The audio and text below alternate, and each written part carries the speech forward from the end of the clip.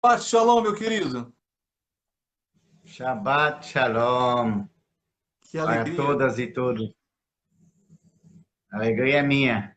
Ótimo, que bom revê-lo e saber que Deus tem te abençoado aí na terra de Israel. É uma satisfação a gente poder acompanhar um pouco da sua trajetória. A gente fica muito feliz em saber que o Eterno tem te abençoado aí em Israel. Amém. Muito bem, já que você já fez a saudação aí para os nossos irmãos, né? Vamos lá, me diga um pouquinho aí. Essa eu vou começar agora, essa estava no script, viu? Mas eu queria saber, Benjamin, fala pra gente como é que está o Shabbat em Israel. Desculpe, cortou. Como é que está o Shabat aí em Israel? Com a questão da pandemia. Shabbat tá tranquilo. Tentei, inclusive, ir numa congregação aqui perto, em Yafo, a Beit Emanuel, que você conhece. Uhum. E eu fui pego de surpresa. Não sabia que, sabe, a gente acha que já voltou, tal, o país, mas tem lugares que ainda tem cotas para entrar e lugares fechados, como templos, congregações. Então, como eu não deixei meu nome lá e eu não sabia, então eu não pude entrar. Mas na próxima eu vou estar mais preparado para essa nova vida, né? Muito bom, Mas interessante. em geral tá. Oi? Interessante, hein? Tem a questão do espaço, né? Que eles têm que manter de segurança, não é? Que é lugar fechado, é culto, né? Mas em geral Israel já está bem avançado em relação a muitos países do mundo. Graças a Deus, Israel consegue se organizar e fazer, por ser um país menor e já está preparado com muitas coisas, na parte de tecnologia, na parte de segurança, então conseguiu fechar o país e controlar o surto. Então o país já voltou ao normal 80, 90%. A parte de turismo, que é uma grande força para Israel, ainda está mais devagar. Só está, por enquanto, com os israelenses passeando e indo para todos os lados, mas os hotéis e o aeroporto hoje está fechado, mas isso vai, a gente espera que até o mês que vem já vai abrir para alguns países da Europa. Realmente, eu percebi mesmo, o Miguel andou fazendo turismo, né, recentemente, e tá tudo vazio, tá realmente maravilhoso para o israelense fazer o turismo bíblico aí na Terra Santa. É verdade, tá mais calmo, né? Nesse sentido, não tá muita aglomeração. Realmente. Bom, Benjamin, nós já nos conhecemos há algum tempo, porém tem muita gente que ainda não te conhece e outros que te conhecem já há muito tempo também e estão conosco para ouvir um pouco, né, das suas histórias, daquilo que você tem vivido em Israel. Mas antes, eu queria fazer a primeira pergunta, que é a seguinte: onde você nasceu em Israel e por que a sua família teve que retornar ao Brasil quando você ainda era pequenino? Tinoque. Eu, na- eu nasci numa cidade chamada Kfar Saba, que em hebraico é Aldeia do Avô. Ah, E quando eu tinha 3 anos, meus pais voltaram, se separaram e voltaram para o Brasil, de onde eles cresceram, no Brasil. Então eles voltaram para lá e eu cresci no Brasil, desde os 3 anos. 3 anos de idade, muito bem. E conte um pouco. A aldeia do avô é perto de Tel Aviv, não é longe de Tel Aviv, é na região central de Israel, Certo, Kfar Saba. ótimo. Ah, sim. Conte um pouco sobre a origem da sua família, da parte de pai e de mãe no Brasil. De onde vieram seus pais? De que lugar? Da Europa, da Ásia? De qual região que eles vieram e em que época que eles vieram para o Brasil e por quê? Os pais da minha mãe nasceram na Polônia. O pai da minha mãe, inclusive, foi sobrevivente do Holocausto, da Shoah, então ele chegou, eu acredito que ele deve ter chegado em 1946, 47, por aí. provavelmente, ou um pouquinho antes. E minha avó, a mãe da minha mãe, chegou bem antes da Segunda Guerra, depois da Primeira, em 1925, no colo, Olha só. a mãe da minha mãe. E a família do meu pai vem mais da região da Rússia, Letônia, Rússia, para o Brasil também, e bem antes da Segunda Guerra. Uau. Os pais do meu pai chegaram em 1923, 25 também, no Brasil. Uau, que interessante. E como é que foi a questão deles no Brasil? Eles se assimilaram com a cultura, e a questão da religião judaica, como que ficou assim na sua família, tanto materna quanto paterna? A família da minha mãe, a minha avó não era religiosa, nem meu avô, judeus, mas não religiosos. Faziam as festas, mas não eram muito religiosos. Mas a família do meu pai a mãe do meu pai já veio de família mais ortodoxa, de rabinos, então ela seguia mais. Você cresceu nesse ambiente, né? Tanto de judeus mais secularizados e judeus mais religiosos, mais praticantes, então. E pode estar aí dos dois, os dois lados, como é que era isso na sua infância? Na infância eu não segui ortodoxo. Até os 13 anos, até o Bar Mitzvah, eu era judeu secular. Ia no clube judaico, ia na sinagoga, escola judaica, mas nunca fui muito praticante. Certo. E você falou do Bar Mitzvah, né? Explica um pouco melhor para as pessoas que estão nos assistindo o que que é o Bar Mitzvah e por que que esse momento, então, você se interessou mais pelas questões religiosas.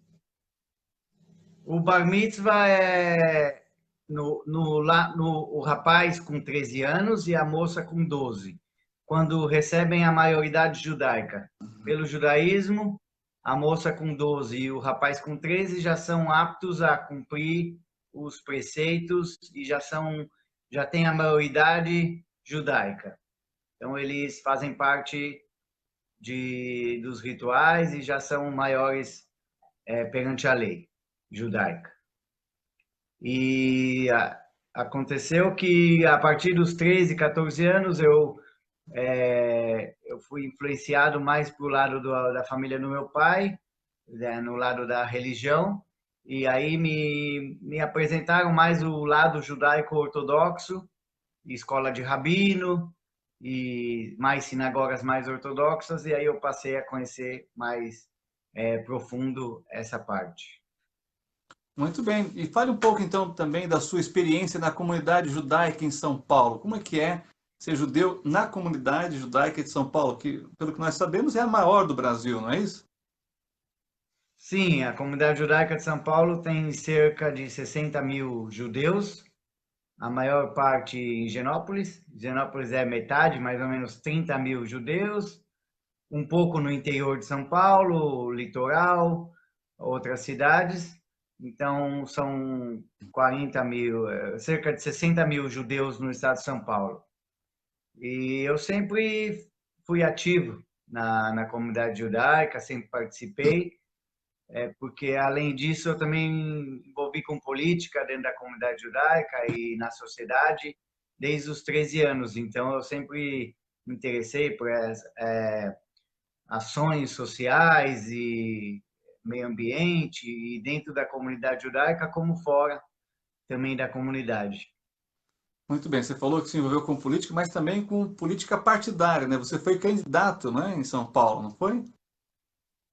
Militei, participei, fui candidato em 2010, pude Quase chegou lá? sentir esse gosto. Oi? Quase chegou lá? É, não é fácil, mas para quem não gastou dinheiro, não teve dinheiro de empresários, nada, fez campanha só na amizade, em quem conhecia, não é fácil, né? Não é fácil, a questão do Brasil é delicada, né? A gente está vendo agora tudo que está acontecendo, né? realmente. Agora é interessante, eu não sei, acredito que o André Last, é assim que pronuncia o sobrenome da sua mãe? Lá, o J tem som de I. Leist. Ele estava fazendo uma live também com a filha, né, a filha mais velha do Eli Cohen, né, do Eli Cohen, o espião na Síria, e ele estava fazendo da Hebraica. E ele disse que a Hebraica é o maior clube judaico do mundo. É maior até do que os clubes em Israel. Como é que você tem noção, pode dizer para a gente alguma coisa sobre os clubes em Israel? É porque é um pouco diferente o estilo, porque os clubes judaicos fora de Israel, na diáspora, eles envolvem também religião, sionismo, envolvem coisas que os judeus vivem para lembrar o Estado de Israel. Então é um pouco diferente a estrutura de um clube judaico, que é como um clube, como se fosse outros clubes não judaicos, e os clubes que chama country em Israel são mais clubes de esporte, Mais de de natação. lazer É como se também, fosse né? um Sesc, Ah, sim. entendeu? Como se fosse um Sesc. Mas os clubes judaicos fora de Israel, eles vivem como se fosse estar vivendo Israel fora de Israel. Então tem a dança israeli, tem a sinagoga dentro do clube, coisas que não tem necessariamente dentro de um clube só de esportivo dentro de Israel, porque as sinagogas já são separadas dessa estrutura de esporte Muito bem. em Israel. Claro que a gente também conhece muito a força, né, das macabíadas, né, nos clubes, né, judaicos do mundo todo e às vezes eles fazem as competições em Israel, né, os campeonatos mundiais em Israel, né? É verdade. Eles para ter essa relação dos judeus com o esporte e com Israel, judeus do mundo inteiro. Muito bom isso. Bom, agora eu vou fazer uma outra pergunta. Como foi seu encontro com Yeshua como Mashiach? Então, como eu disse, eu segui o judaísmo ortodoxo antes, muitos anos, e eu gostava de seguir, eu tinha vontade até de estudar para ser rabino, embora eu estudei em seminário, em yeshiva de rabino, mas nem todo mundo que estuda lá se forma rabino. Uhum. Sai de lá um seguidor da lei, um conhecedor, mas para se formar rabino tem que ter mais alguns anos. O pastor sabe como que é estudar teologia e a Bíblia. Então eu sempre amei seguir o judaísmo e as coisas de Hashem, do Eterno. Mas eu ainda sentia que ainda faltava algo dentro de mim. Com todo o judaísmo que eu seguia, com toda a religiosidade, eu ainda achava que faltava algo que não me completava, que o judaísmo ainda me deixava com muitas dúvidas. E a gente sabe que os judeus fazem muitas perguntas e no judaísmo se faz muitas perguntas. E eu tinha muitas dúvidas, não dúvidas é, teológicas, bíblicas, dúvidas minhas com relação à vivência dentro do judaísmo, que ainda faltava algo que não estava me completando, ainda faltava algo que me deixava ainda angustiado dentro de toda a estrutura do judaísmo. E foi nisso que eu saía, voltava, saía dentro do rabinato, da Yeshiva, e saía e largava, e falava, não, mas me falta alguma coisa. Mas aí, quando eu saía de tudo essa estrutura judaica, eu falava, mas não tá bom assim. Eu preciso seguir o judaísmo. E foi assim nessas buscas e nessas indas e vindas que quando eu morava sozinho, na Vila Mariana, eu escutei uma palavra com muito amor que eu nunca tinha escutado. Porque o judaísmo, ele é mais... O judaísmo fala, o judaísmo fala em amor, mas ele fala muito mais no temor. E eu queria receber mais mensagens de amor. Foi assim que eu conheci um senhor muito simples na Vila Mariana, no metrô Ana Rosa, quando eu morava sozinho. Então eu já estava naquela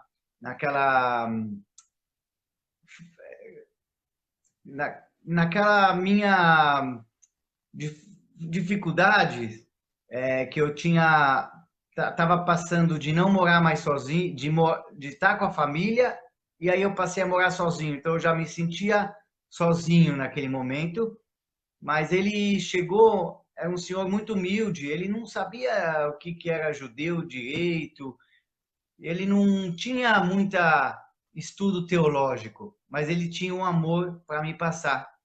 E ele começou a falar do que eu, há muitos anos, sem me conhecer, sem saber meu nome, ele começou a falar que eu, há muitos anos, eu buscava algo que eu ainda não tinha encontrado. Ele começou a falar do amor de Deus, e aí até que ele chegou na pessoa de Yeshua, que é Jesus em hebraico, que eu, antes, na sinagoga, não queria escutar esse nome, eu não queria escutar dele, porque eu segui o judaísmo e o rabino falava que não podia falar o nome dele. Mas essas palavras que ele me falou me tocou muito profundo, que era o que eu precisava naquele momento escutar, o que me faltava na minha vida. E aí ele começou a falar do amor de Deus, do amor de Yeshua, e isso chegou tão forte no meu coração. Ele falou: vai para sua casa e fala com Deus, e Deus vai te revelar. E foi isso que me aconteceu. E isso foi em março de 2001. E eu passei a reconhecer Yeshua como o Mashiach, o Yeshua como o Messias. E essa aí foi o começo da minha caminhada. Muito bom, uau, que tremenda a sua história. E como foi o seu contato com o mundo cristão evangélico? Porque quando passa, né, a ter um encontro pessoal com Yeshua, né, como seu Mashiach, você vai conhecer outras pessoas do mundo cristão, né, evangélico. Como é que foi esse contato? Foi positivo? Teve alguma coisa que você fala, olha, eu, né, recomendo isso, recomendo aquilo? Conta um pouquinho para a gente sobre isso. Então, aí é o passo mais, essa caminhada, para mim ainda é um ponto de interrogação, porque reconhecer que Yeshua é o Mashiach, naquele momento eu já tinha reconhecido. Agora, passar a conhecer um mundo totalmente diferente do que eu conhecia, já foram muitas dificuldades no começo, mas eu tinha a necessidade de conhecer e aos poucos eu fui conhecendo. Aí eu estava nessa região da Vila Mariana, eu conheci como um judeu a Igreja Evangélica Árabe de São Paulo, fiquei um tempo lá. Depois eu conheci a missão através também do pastor Ion, a presbiteriana. Comecei a conhecer igrejas e eu queria saber o meu papel como judeu, o que eu poderia fazer lá, o que eu ia escutar, como que iam me tratar. Uhum. E a gente sabe que no mundo, nesse mundo cristão, tem pessoas que conhecem, tem pessoas que têm dificuldade de entender o que é ser judeu, muitas vezes, e a palavra de Deus em relação a Israel, mas aos poucos eu tive contatos também com trabalhos de igrejas que abraçam judeus e Israel, e eu consegui ter um entendimento mais claro do Brit Hadashah, que era tudo novo para mim, que é a nova aliança. Sim. Acho muito importante essa parte, Benjamin, porque de fato, assim, como existe vários segmentos, né, no judaísmo, também existem vários segmentos no mundo cristão evangélico, né? E, de fato, tem aquelas igrejas que têm uma compreensão melhor das Escrituras em relação aos judeus e a Israel, e tem igrejas que nem sabem o propósito de Deus para com a nação de Israel, para com o povo judeu, né? E, em cima disso, eu queria te perguntar o seguinte: o que você tem a dizer, né, pensando nisso, sobre os amigos de Sião, sobre o nosso ministério, o nosso grupo, que você esteve com a gente um tempo e foi. E nós, assim, temos saudades das halá, né, das halotes que você fazia para o encontro dos amigos de Sião. E você está me devendo fazer halá quando a gente estiver aí em Israel, hein? No Shabat. Com certeza, faremos. Ótimo. Então, para mim foi muito importante, foi muito gratificante conhecer o trabalho dos Amigos de Sião, que é, tem feito um trabalho muito lindo, um trabalho muito bonito, na palavra, apoiado muitos judeus, e levado a palavra tanto para judeus como gentios, do conhecimento e abrindo o entendimento das pessoas com relação a Israel, a igreja, o trabalho de Israel, as profecias. E foi muito importante para mim ter participado. E eu louvo a Hashem pela vida do pastor Thomas, pela sua vida, pelas esposas. Eu fui muito recebido com muito amor e eu agradeço muito porque também o fato de eu estar em Israel, eu tive muito apoio em vários sentidos dos amigos de Sião. Então eu sei que hoje eu estou em Israel também com muito apoio dos amigos de Sião. Amém. Fico muito feliz. E já que você tocou nesse assunto, né? Quando e por que você resolveu voltar, né? Fazer a aliá para Israel? Mas antes, explica para quem está nos assistindo e que não sabe o que é a halá, o que são as halotes, que você faz muito bem. Halá é o pão trançado que se come no Shabat, que tem alusão ao maná que o povo de Israel recebia no deserto e era o suprimento e isso eles se alimentavam e não passavam fome. E então, em lembrança disso, os judeus na sexta-feira, ao pôr do sol, quando tem a refeição, se come halá. É muito gostoso. Tem salgada, tem doce. O que fez você voltar para Israel? Fazer...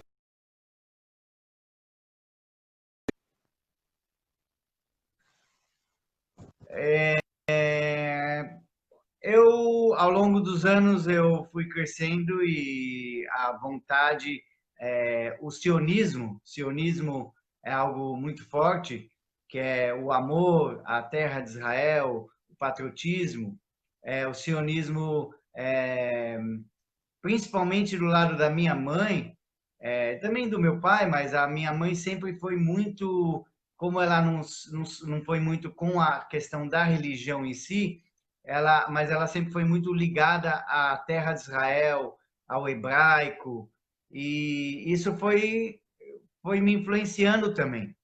E a comunidade judaica fora de Israel sempre fala, ela incentiva aos judeus, porque tem as profecias para se cumprir, aliá, que significa subida em hebraico, assim como os judeus subiam a Jerusalém 3 vezes por ano, biblicamente, pelo menos 3 vezes por ano, a palavra aliá também é subida. Subida, sair da diáspora, onde os judeus estiverem no mundo, e voltarem para cumprir a profecia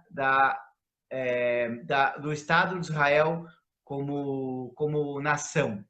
E isso está em várias partes da Bíblia, principalmente em Daniel, fala muito, em vários profetas, do cumprimento disso, e essa profecia foi cumprida em 1948 com a resolução da independência do Estado de Israel concretizada.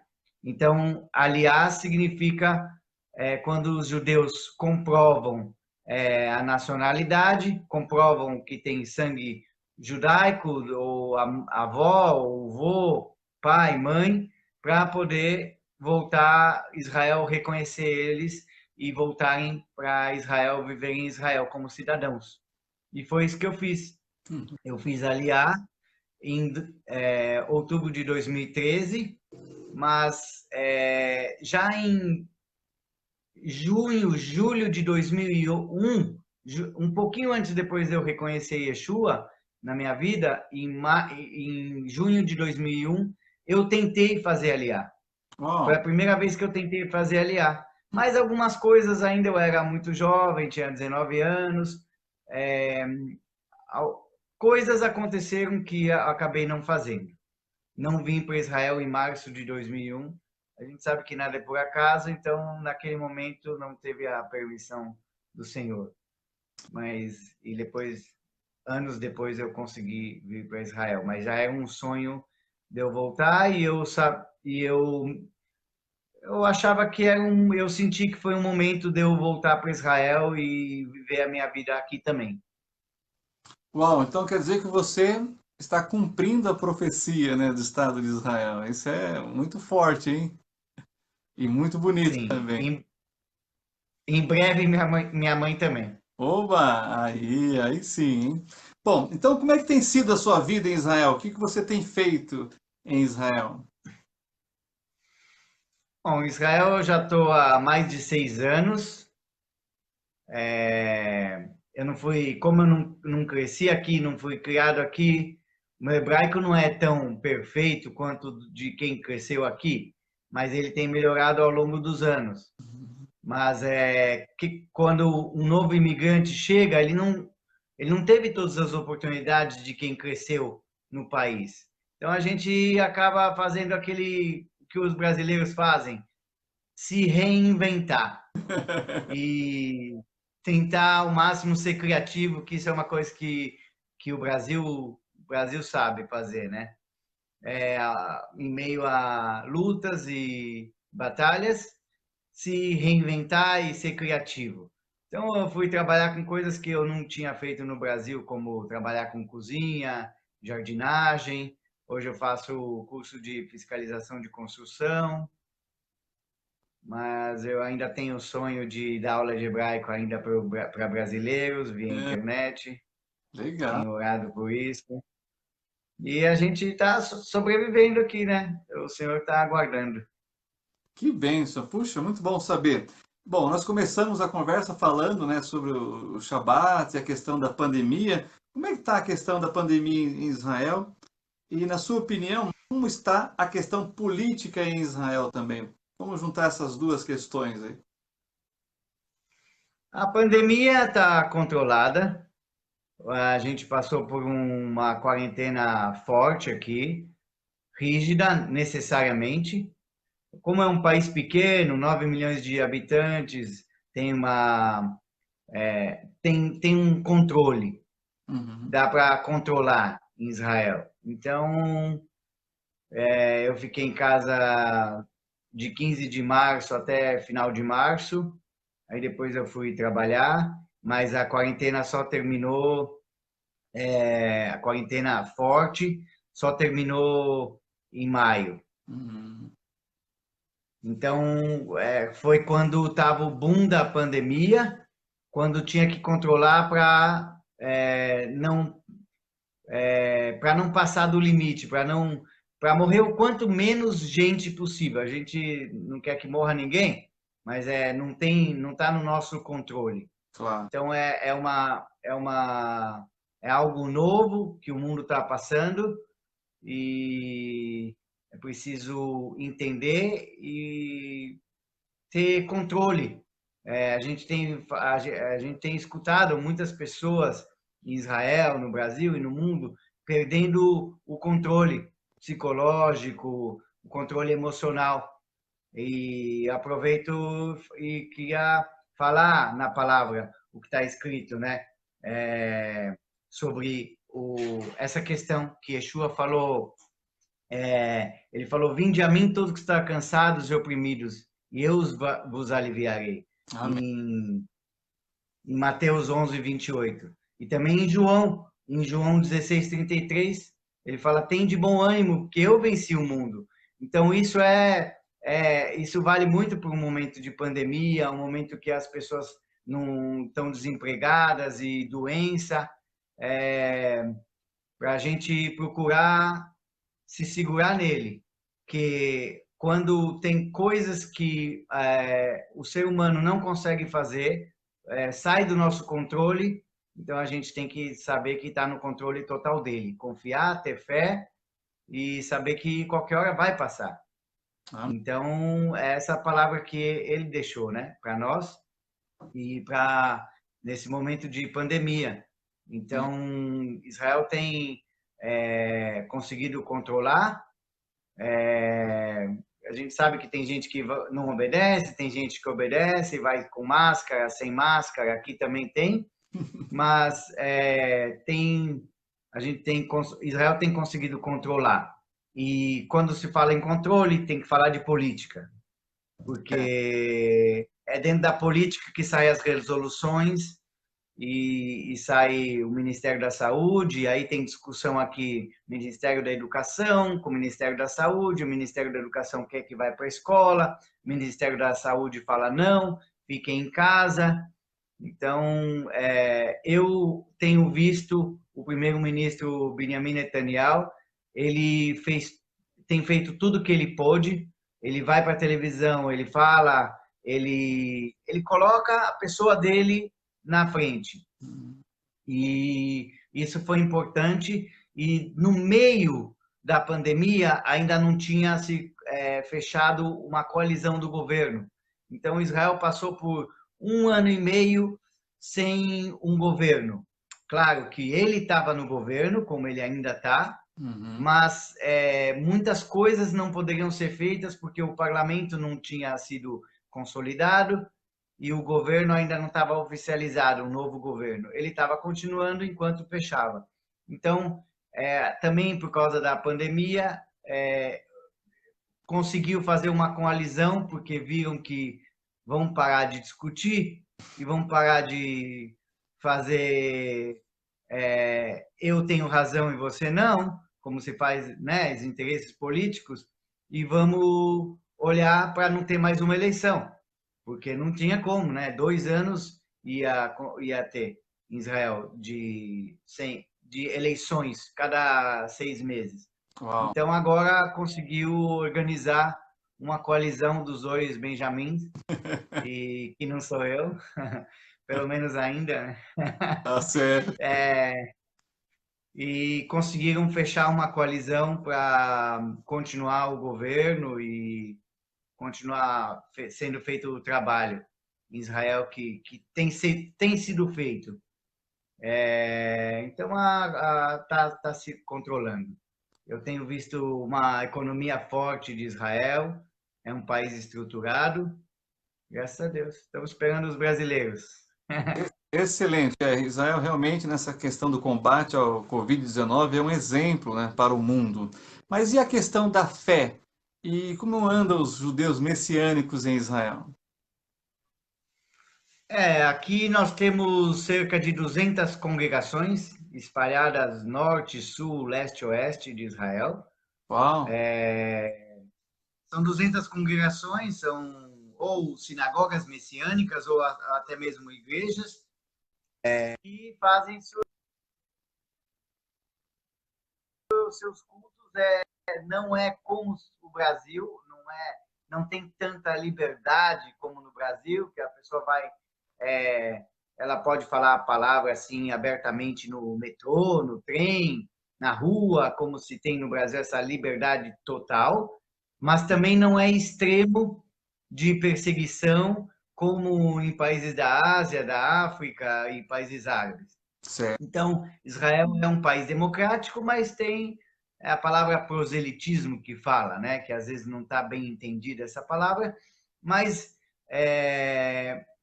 às vezes tem ultra-ortodoxos radicais que vão na frente de uma congregação e fazem barulho, mas a polícia chega e dá o direito dessa congregação existir. Uau. Então, não é liberdade total como no Brasil, que, né, todo mundo pode fazer o que acha que pode fazer, o que quiser, o que bem entender, é liberdade total de culto, mas a pessoa pode ir na sua congregação, seguir Yeshua. O pessoal só não gosta aqui que faz muito barulho, que chama muita atenção. Então, aqui a palavra discernimento é muito importante para não perder a paz com o vizinho, vamos dizer. Tem que crer em Yeshua, tem que, se tiver a oportunidade de falar, mas tem que respeitar o outro, né? Porque é um país democrático, mas tem as regras ortodoxas mas mesmo assim aqui tem 200 congregações, são cerca de 15 mil messiânicos, judeus que creem em Yeshua, espalhados por todo Israel. Muito bem, minha última pergunta é, além da sua família, do que você sente falta que tem aqui no Brasil que não tem aí? Essa é a minha última pergunta. Sinto falta. Pois não, pode... Eu sinto falta da política que eu fazia, querendo ou não, eu atuei em várias áreas, eu gostava, a ideologia, eu acreditei, eu sonhei, não sei se foi uma utopia, mas sonhei e fiz algumas coisas, da comida. Eu costumo dizer que eu não vim para Israel por causa da comida, eu prefiro a comida do Brasil. E dos lugares, das igrejas que eu frequentei, de vocês. Sinto falta do Brasil em si, das coisas que eu vivi. Gostei muito dessa conversa, mas deixa eu ver se tem alguma pergunta aqui das pessoas que estão participando conosco, tá bom? Deixa eu ir passando aqui, aguarda aí. Está conosco o irmão João e a irmã Rosana, Venâncio, amém. Pastor Oni também conosco, acenando. Irmão Giancarlo, lá de Belém. Também nosso querido irmão Francisco. Deixa eu ver aqui mais, o Anderson, a Sofia. Opa, calma aí. Deixa eu ver aqui. Oi, Benjamin, cadê você? Deixa eu ver a Sueli. Tem aqui o Marcos Paulo, pastor. Cadê você aqui, Benjamin? Deixa eu trazer o Benjamin de volta. O nosso querido irmão José Alternug também. Deixa eu ver se tem alguma pergunta aqui, Benjamin. Aguarda aí. A Estela está conosco, a Helenice, o Ricardo, o Félix. O Rabino disse que foi muito bom. O Ricardo Aparecido. A Liliane está conosco. O Cleverson. A Nelita. A Liliane está dizendo que bênção maravilhosa ouvir um judeu falando, testemunhando sobre o Messias. Baruch Adonai. Acho que ela quer dizer bendito seja o Senhor, né? Baruch Adonai. Olha aí o pastor Ricardo. Shalom, meu amigo e irmão Benjamin Sebe. Um forte abraço. Não sei se você consegue ver as mensagens aí, Benjamin. Não, porque eu estou na tela, tela junto. Olha só, a Marta está mandando um abraço. Prioridade, Romanos 1,16, pois não me envergonho do Evangelho, porque é o poder de Deus para a salvação de todo aquele que crê, primeiro do judeu e também do grego. Temos aqui a irmã Sueli, boa noite, Benjamin, pastor, deixa eu ver, Shabbat Shalom. Pastor José Stefanini também, shalom, aqui é o pastor Stefanini, de Porto Alegre, apoiador do sionismo. Tem muitos amigos judeus, o pastor Stefanini, realmente é um grande amigo. O Mozart Pinto, shalom, Benjamin, ele conseguiu chegar, entrar para assistir, e está dizendo abraço, meu amigo, Shabbat Shalom. O Ravi disse muito edificante, deixa eu ver quem mais, a Mari está dizendo oi, Benjamin. A Iael está conosco também, o pastor Nido, nosso querido irmão Dirceu, lembra do Dirceu?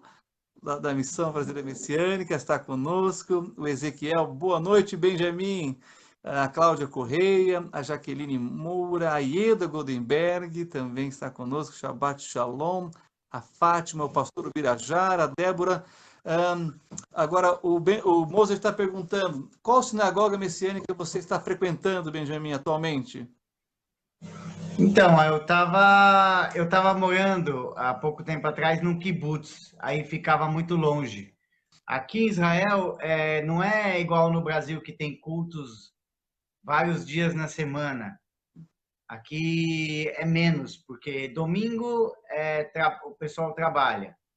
Então aqui tem congregações que fazem de sexta e tem congregações que fazem de sábado.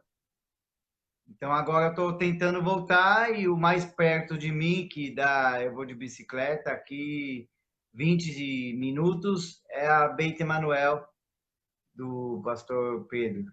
Ah, que bem. Mas por causa da pandemia não estava tendo e agora eu vou voltar para lá. Hoje eu não consegui entrar porque tem um certo. Então eu já falei com ele, eu vou passar o meu nome para ele e eu vou estar na lista. Agora tem que estar tem que estar com o nome da lista para entrar na congregação.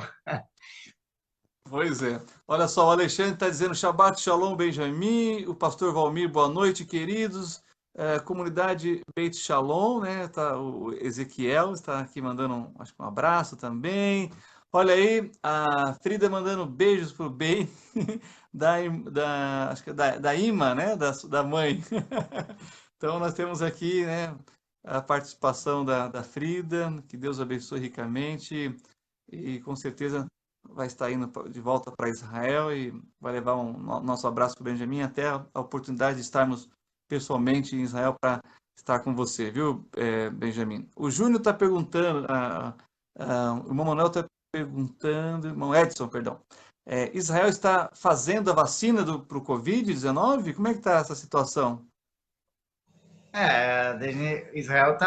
Os cientistas estão buscando, né? Tem os institutos aqui, mas ainda não tem nada É, concretizado. certo. Estão trabalhando em relação a isso, mas eles estão fazendo muitos testes só. Por enquanto, testes que eu acho que o Brasil não está muito avançado nisso, né? Muito difícil no Brasil, né? Fazer Uhum, testes, né? pois é. Aqui eles fazem muito. O número de testes, se a pessoa está ou não, é muito grande. Mas a vacina ainda é um sonho que ainda não chegou, né? Essa parte do teste, realmente, Benjamin, você falou e é verdade, porque de fato Israel consegue saber. Aqui as informações são desencontradas, tem essa questão política, infelizmente. O Ravi está perguntando em que cidade mora o Benjamin? Cidade chamada Bat Yam, é do lado de Yafo. Yafo é a parte antiga de Tel Aviv. Yafo é onde tem o porto de Tel Aviv, aquela famosa história do Jonas, do Simão Curtidor, tem a casa do Simão Curtidor. Então já estou falando, quem quer conhecer, tá com o pastor Alexandre, está chegando, se Deus quiser, final de agosto aí com os amigos de Sião. Então eu Amém. moro alguns quilômetros muito perto, assim, a poucos quilômetros do Porto de Yafo, que é Uau. a parte antiga de Tel Aviv. Então, eu estou no centro, né? Estou no centro de Israel. De Jerusalém já está a uns 50 quilômetros, já é mais longe. Vamos combinar então, já deixar combinado para a gente jantar junto ali em Afo. Você deve conhecer bons restaurantes ali, na beira Sim, do mar tem, Mediterrâneo. Vamos combinar isso aí. Tá com bom? certeza. Olha só, o Tá Marcelo, ótimo. a sua irmã, tá mandando beijos, viu? Beijo. Olha só, o irmão Marcelo Grande está perguntando se você sabe qual a tribo você pertence, você foi atrás disso, como é que é? Não tem como ir atrás disso, porque os judeus se dispersaram pelo mundo. Então, hoje em dia só tem duas tribos que se guardou. As tribos dos sacerdotes que passou de pai para filho, que é o Cohen, e a Uhum. tribo de Levi. que é a segunda tribo, que na verdade o Cohen, o sacerdote, também vem da tribo de Levi. Sim. E todos os que não são da tribo dos sacerdotes e Levi, Cohen e Levi, são chamados de Israel hoje em dia. Todas as outras tribos. Então, isso vai ser um trabalho que vai ser feito mais para frente, né? De separar e as tribos. Mas, por enquanto, as tribos foram, assim como os judeus foram dispersos pelo mundo, então se perderam as tribos. Não tem como saber. Muito bem. Olha só, a Cláudia Povaguinho está dizendo: Alexandre, fala para o Benjamin que o português dele é Sabra. Riso, Shabbat Shalom. Ah, é verdade? Olha só, a É dona Linda tá... português de gringo. Olha só, a dona Linda está dizendo: temos saudade do Benjamin, é muito bom vê-lo, mesmo de longe. Eu também. Obrigado. Aí tem o Felipe aqui mandando boa noite. A Márcia está dizendo: Benjamin, conte uma experiência de evangelismo a judeus. Creio que o Senhor levou você aí para isso. Abraços. É o pastor Ion que tá fazendo a pergunta aqui. Amém, amém. Então, eu frequento uma casa, aqui tem um israelense que eu conheci. Eu estava com meu cachorrinho e ele estava com os cachorrinhos dele. E eu fiz amizade com ele, aí ele falou: eu sou casado com uma brasileira. E Opa! aí eu comecei a frequentar a casa deles. É aqui em Batiá, perto de casa. E ela é filha de missionário, ela conhece a palavra, mas ele é israelense, ele fala português, mas não tudo, ele não entende a estrutura do português. Ele fala palavras, porque ele fala um pouco de espanhol. Uhum. Mas eu, como judeu, eu consegui falar de Yeshua para ele. E Amém. ele me escuta. Que E ele bem. falou que acredita. Uau! Uau! Baruch Hashem. Olha só, a Maísa Andréia Paulino está dizendo: Deus abençoe vocês. É a primeira vez que ouço um judeu falar. Olha só, que é bom, tá vendo como é bom essas plataformas digitais, né? E a professora Marlene Benjamin está dizendo: gostaria de saber se sofreu ou sofre algum tipo de preconceito. Eu acho que por ser judeu messiânico, você teve algum tipo de preconceito aí por isso, Benjamin? Eles não é um preconceito, não é algo que é uma perseguição tão grande quanto acontece, como acontece em outros países no mundo de perseguição, mas eles não gostam.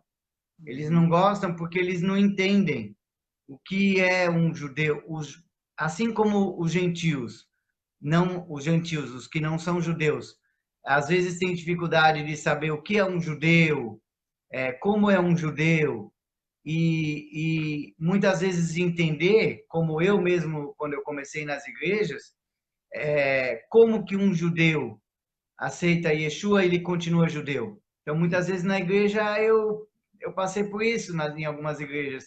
E pessoas falavam, então você aceita Yeshua, você não é mais judeu. Aí eu chegava com Romanos 11, que fala, Paulo fala, o judeu mais religioso de todos, né? O apóstolo Paulo, ele fala, porventura Deus rejeitou o seu povo? Então, não, eu sou judeu da tribo de Benjamim. Então, ele não deixou de ser judeu. Ele agora é um judeu completo que reconheceu Yeshua como Mashiach, como Messias. Então, dessa mesma forma, desse lado dos evangélicos, das igrejas, dos católicos, enfim, no Brasil e no mundo, tem dificuldade de entender muitas vezes o que é um judeu e como que um judeu pode aceitar Jesus e não deixar de ser judeu, fazer parte do povo, assim os judeus tradicionais têm dificuldade de entender quem é Yeshua e como que um judeu messiânico não deixa de ser judeu, Uau, porque muito bem. eles, entendeu? Porque eles Excelente olham explicação. Jesus como um homem que foi contra o judaísmo. Foi um homem que apontou para não seguir o judaísmo. E muito pelo contrário, ele mostrou o amor através do judaísmo para continuar seguindo, mas não pela força do braço. Uau, excelente. O Felipe... Oi, pode concluir, Benjamin, desculpa, pensei que você tinha terminado. Não, então é isso, mas a gente tem que ter discernimento para ganhar a pessoa, para chegar a falar. A gente não sai gritando para todo mundo, porque a pessoa não vai resolver nada. A gente tem que ter discernimento e saber onde chegar e com quem chegar.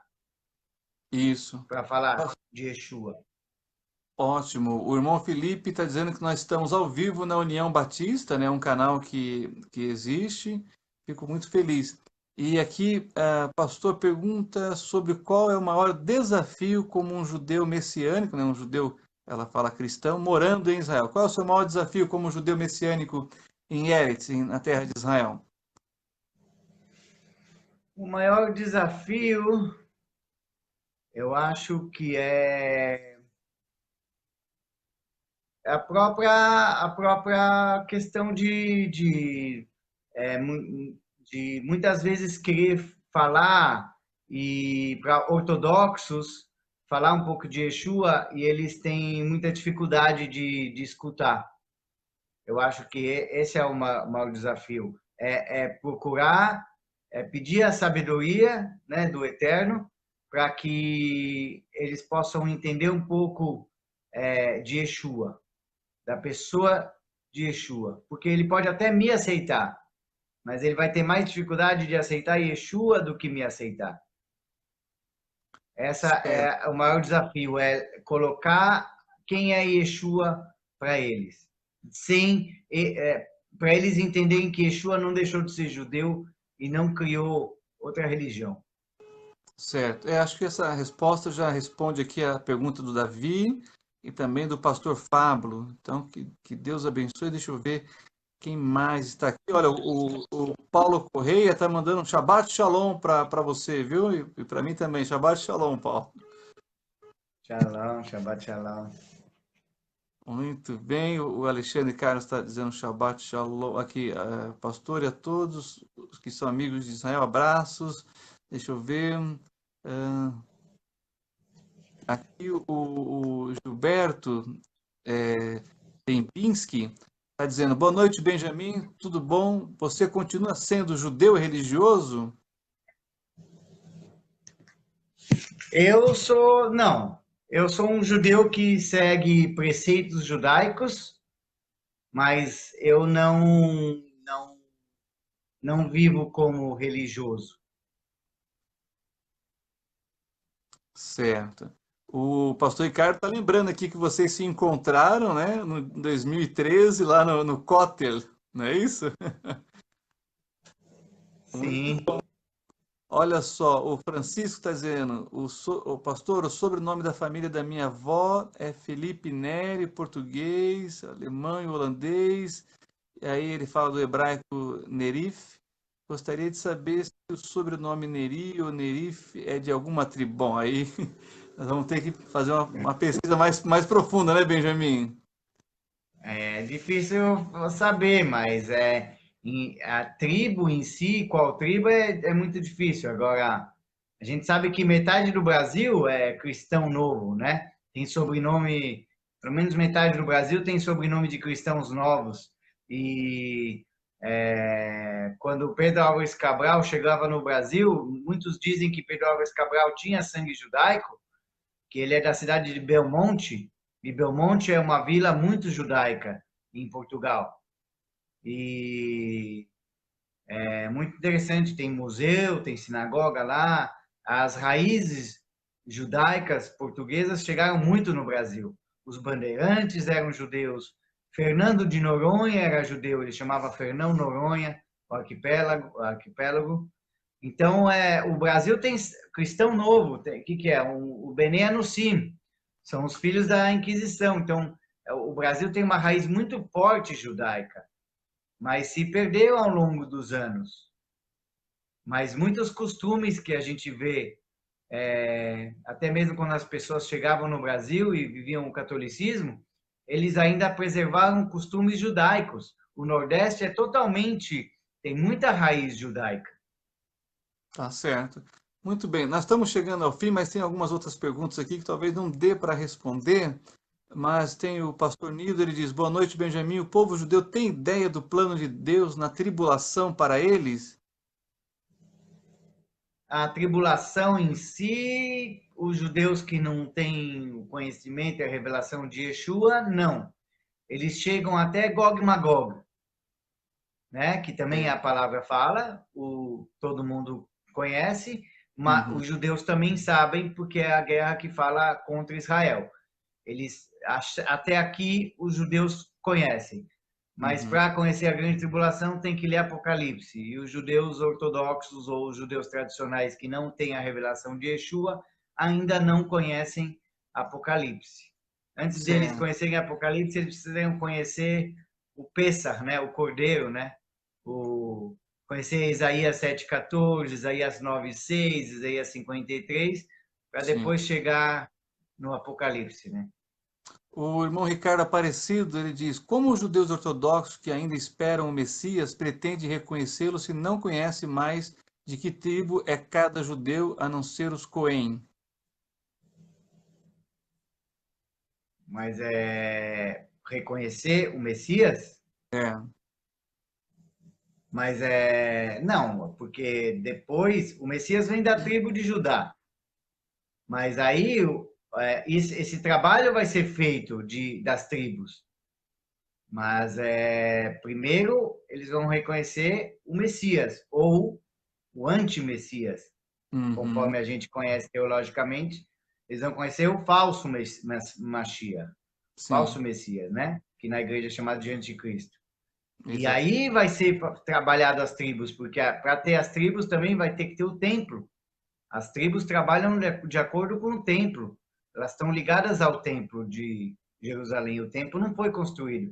Então, com a construção do templo, com o reinado do falso Messias, vai ser também trabalhado as tribos e levado às tribos. Assim como também tem as tribos que vão tá na segunda chance, né? Que é Apocalipse 7, né? Sim, muito bem. Agora, última pergunta, então. Infelizmente, o nosso tempo está estourado, mas o Paulo Correia ele faz uma colocação bem interessante. Ele quer que você explique um pouco, né, das contradições do Talmud versus o Tanar. Se você puder, essa é a última pergunta para a gente poder. Eu sei que você está no horário mais avançado aí ainda. Eu tenho amanhã no trabalho, eu posso ficar a Ah, noite toda, se vocês quiserem. pois é. Que bom. Assim, é, eu tô às ordens. Ótimo. Assim, é um tema muito complexo. Eu sei que o Paulo Correia, o irmão Paulo, é um rapaz muito sábio, conhece muito, né? Ele estuda muito, né? Conheço ele há muitos anos. Mas o Talmud é algo complexo. Eu estudei Talmud. É que o Talmud é aquilo que a palavra diz, regra sobre regra, lei sobre lei.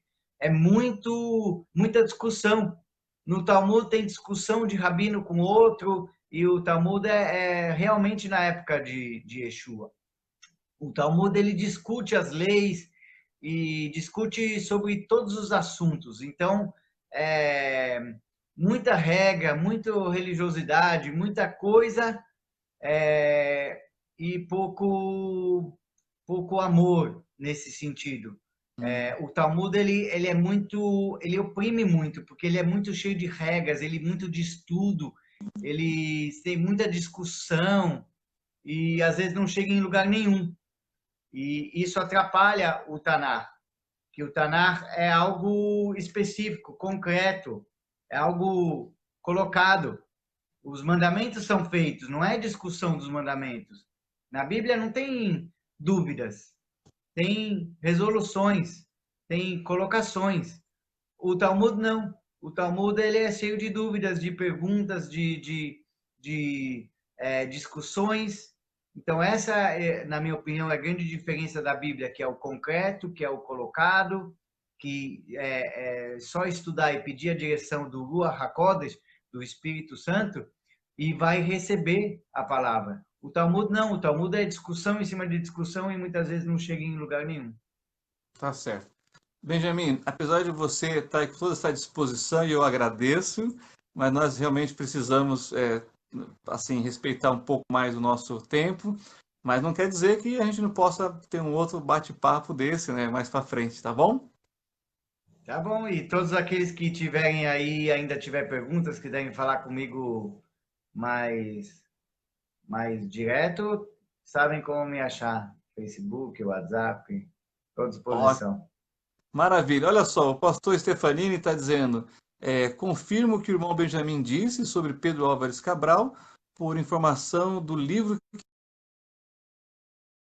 Deus que construíram o Brasil. Olha aí, recomendando a leitura aí, então do livro Os Judeus que construíram o Brasil. Então, Todá Rabá Ahi, muito obrigado, meu irmão, pelo tempo que nós passamos juntos aqui nessa live do Encontro dos Amigos de Sião.